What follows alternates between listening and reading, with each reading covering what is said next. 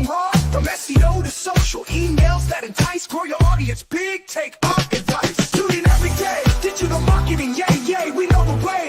Come learn and slay.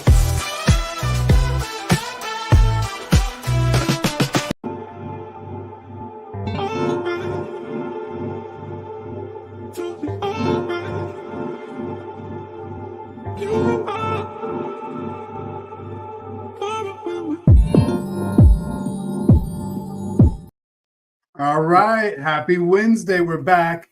Digital Marketing NetWurk. Jennifer J in the house, Mickey Black. We are here. Today we're talking about big time marketing strategies to really make a difference. We're last quarter of the year. You got to hit it strong. Black Friday, all the things are happening now. So if you haven't made it yet, you still have 3 months, but you have to get serious. So we're talking about 5 strategies to really kick your marketing game up and really make sure you're set up for success in this last quarter. You ready, Jennifer? I'm ready.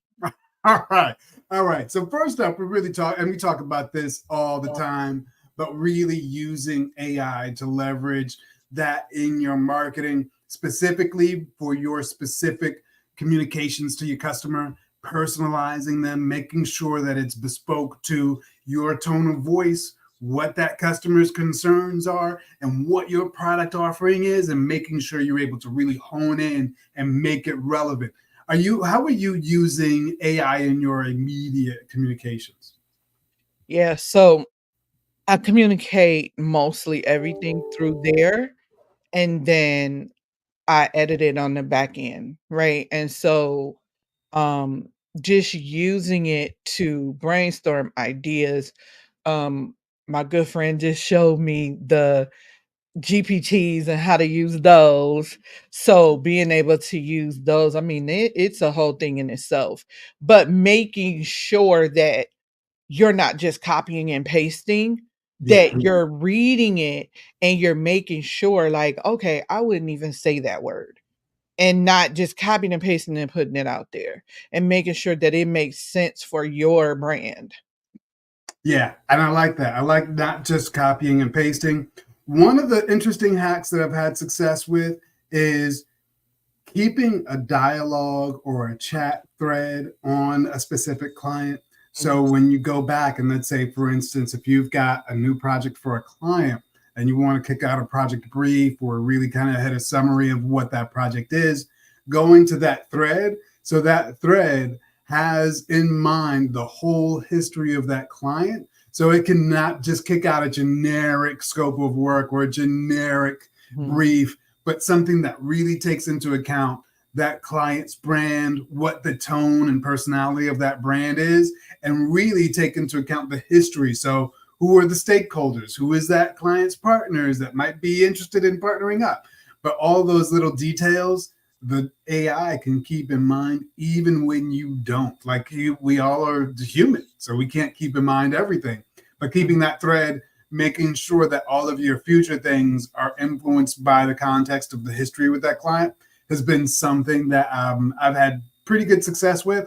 And also just talking about, we always talk about go high level here. So we do a lot of talking about go high level.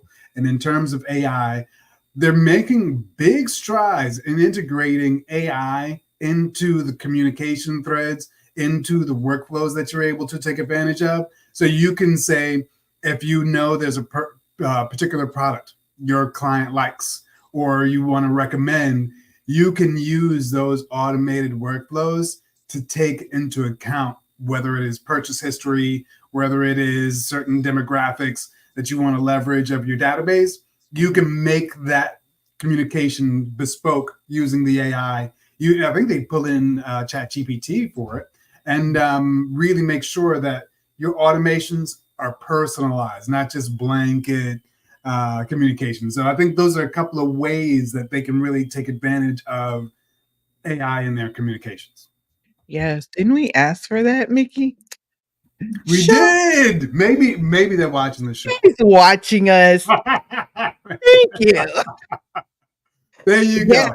Yeah. So, and I'm sure it was on the ideas board. Again, they are amazing at releasing things that their users want, right? And so when you see them shift like that to go down a specific track, it's because they're listening to what their users want and not just creating things that they think is fun and they want to do. But no, Mickey, I love that. And I love the point that you stated about keeping one thread for your clients, right? And so if we think about the small business, if you think about, okay, I have a couple things going on, right? I created a QR code automation system. That's one thing. I need marketing for that. I need, copy for that. I need it to brainstorm with it. That's one thread, right? One, Mhm. well, in Chat GPT, it's called chat, or Yeah. even if you're using like u.com or any of those, they have the same concept.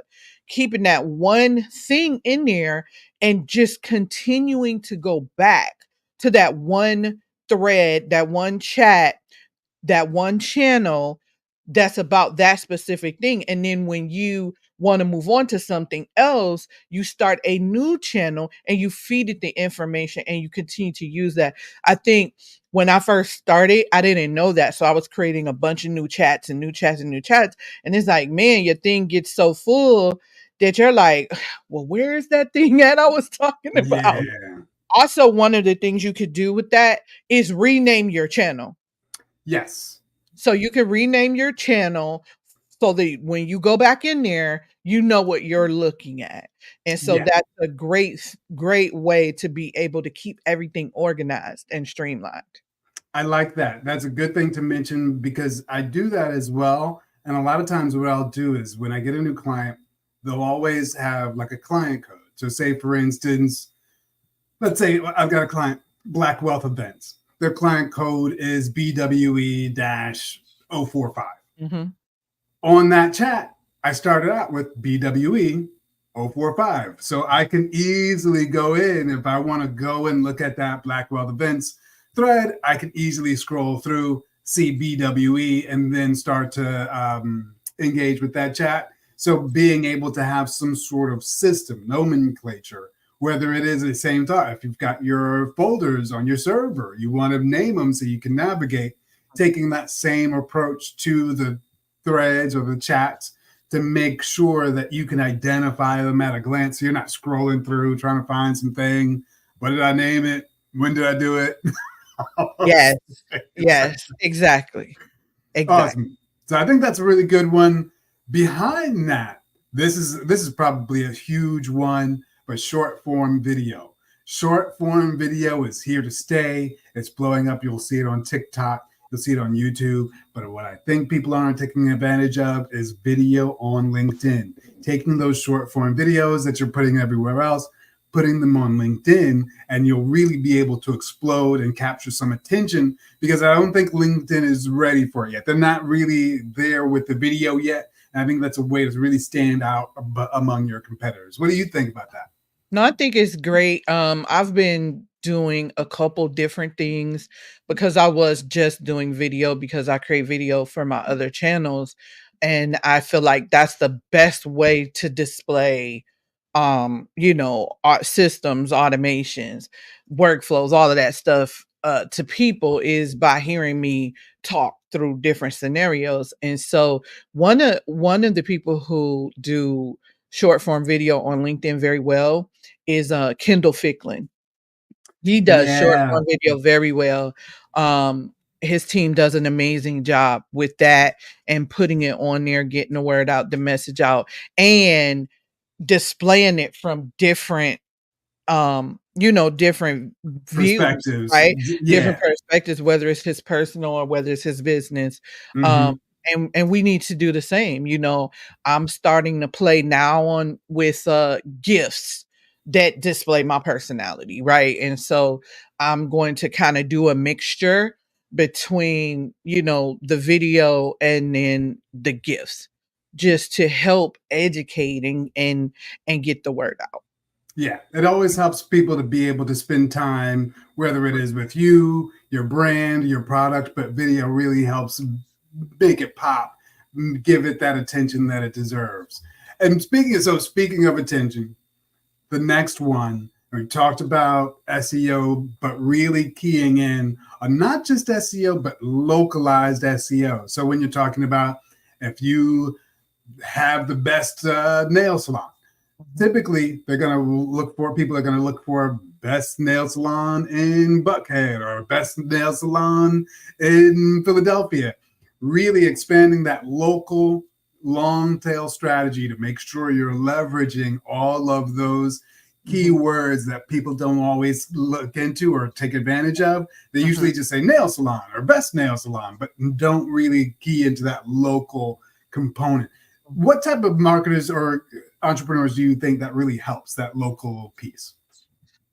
Especially brick and mortar for sure. Exactly. Definitely helps them, but not even just that, but your home service businesses, it definitely helps with that because, people will look up, well, I wanna work with, I need someone to come to my home. They're gonna do the Google thing, plumber near me, handyman near me. So, you have to make sure that you have those things embedded into your content, your business. You have your Google profile up, you have it claimed. There's so many businesses that don't even have that claimed, which is going to be huge as we're ending 2024 and moving into 2025.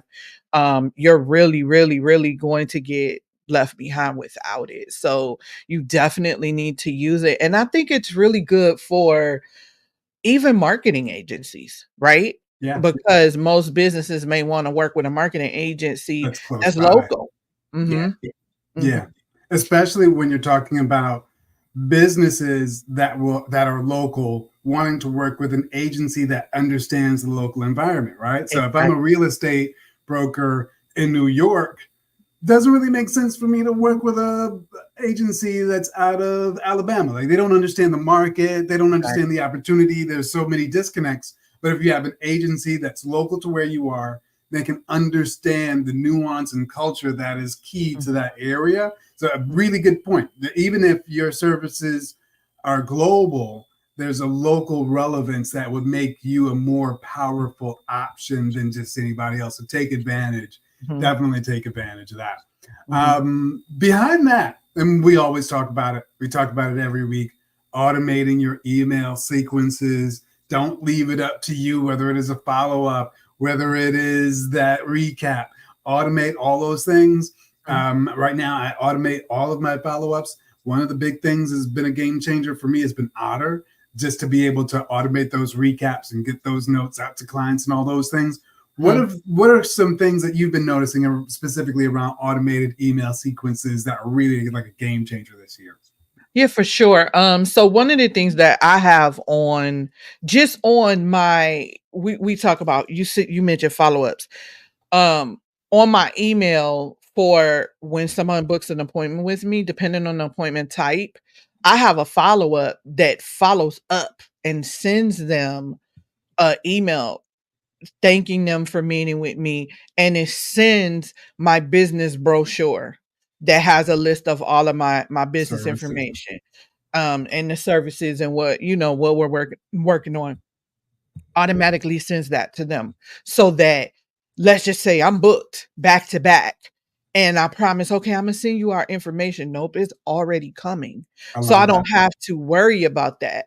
Also on email follow-up, I really I really feel like we really have to hone in and be real intimate with our email list and really, really, really understand the behaviors because it's totally different from one business to another.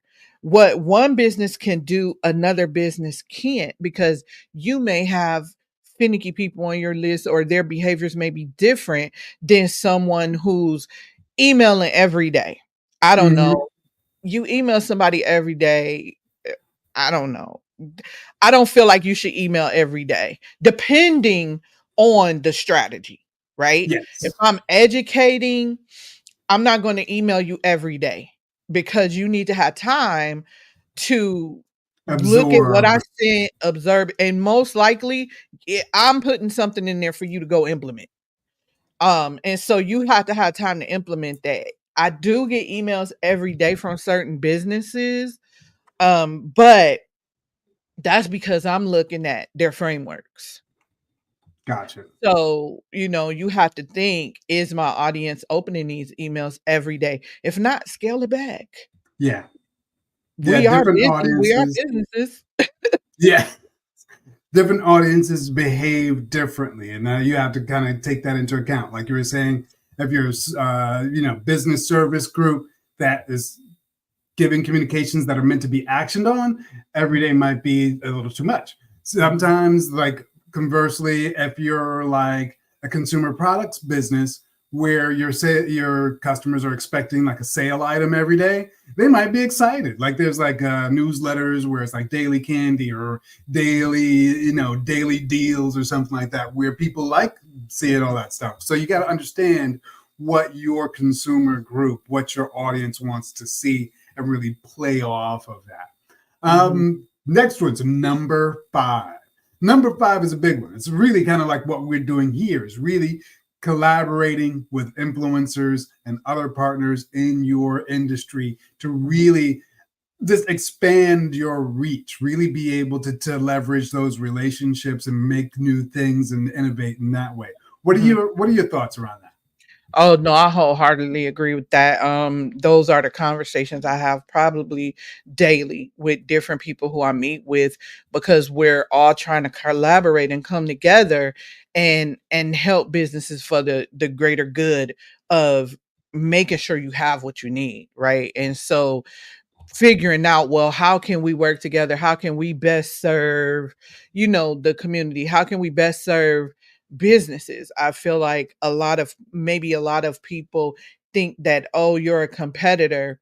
Not really, because if you kind of drill down and analyze, you may have the same thing, but you don't offer the same thing Exactly. in the same way. So there are always differences where you can, each come to some type of agreement where you're helping each other, and you don't have to do it by yourself, because listen, doing business by yourself is the fast track to burnout and health Yeah. issues and all of those things. And so we definitely have to change our mindset and collaborate to elevate. There you go. Boom. I love it. I love it. I think that's like a perfect place to end it. Collaborate to elevate. That's the end of our number 5. So that's number 5. So before we get out of here, now I know, what is it? We're in October now. And Mhm. so is it the 17th that we've got the next 17th. Yep, 17th 17th? next webinar, definitely. So our next webinar on capturing more leads and converting them into sales and how to automate your business is October 17th. So you can private message me if you're on LinkedIn. If you're on YouTube, just go ahead and drop the word systems in the YouTube chat, and we'll pick it up and get you the information to get you registered. Awesome. I love it. Until then, we'll be back tomorrow. But I love the word for today is collaborate and elevate. Until then, we'll be back tomorrow. Until then, cheers, people. Well, that's all for today, folks. A big thank you for tuning in, and let's give a round of applause. Yes, I can hear it through the screen. To Jennifer J. for her brilliant tips on systems automation.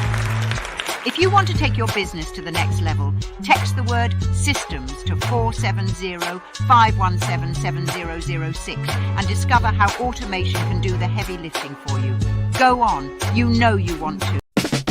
Listen up now. Gotta tell you about a show, Digital Marketing NetWurk, with a secret flow. We got the tips, yo, strategies to share. Learn the way to market. Put your business up there.